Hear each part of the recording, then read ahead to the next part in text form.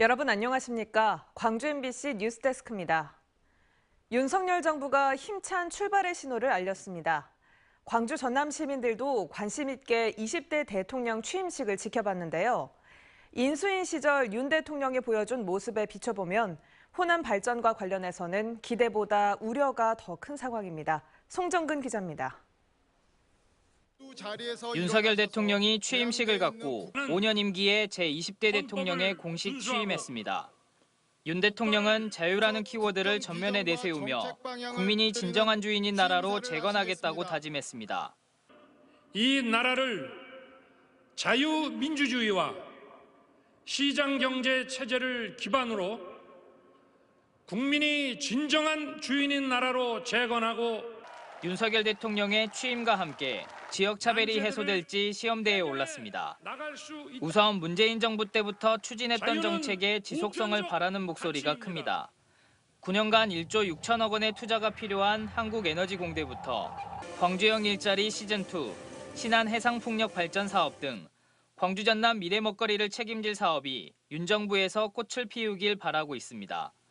여기에 문재인 정부 때 시도했다 실패했던 5.18 정신 헌법 전문 수록도 윤 대통령의 몫으로 남겨졌습니다. 대통령 신분으로 참석하는 첫 정부 주간기념식이 5.18인 만큼 기념사를 통해 그 의지를 보여줘야 한다는 목소리가 큽니다. 광주가 상당히 소외되고 있고요. 그러나 그런 걸 떠나서 좀 더 우리 광주의 그 투표율이 좀 적었다 하더라도 철저히 조금 광주를 많이 도와줬으면 좋겠다 이런 뜻입니다. 윤석열 정부에 대한 기대보다는 우려가 큰 상황. 능력 위주로 인재를 뽑았다는 1기 내각 장차관 인선에서 광주 전남 출신은 한 명도 포함되지 않아 호남 차별을 노고라 했다는 비판이 쏟아지고 있습니다.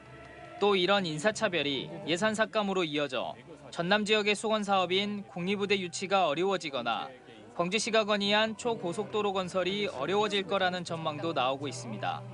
전문가들은 향후 5년 동안 중앙정부에 대한 의존도를 낮추고 지방정부의 자생력을 키워야 한다고 강조하기도 합니다. 지역이 자구의 노력, 자강의 노력을 앞으로 기울여야 된다 이런 생각을 합니다. 그러니까 자꾸 중앙정부에 의존해서 뭔가를 해결하려고 하는 습관은 사실 좋지도 않고 지방자치 정신에 맞지도 않고.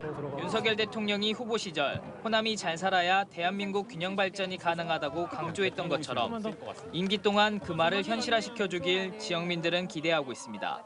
MBC 뉴스 송정근입니다.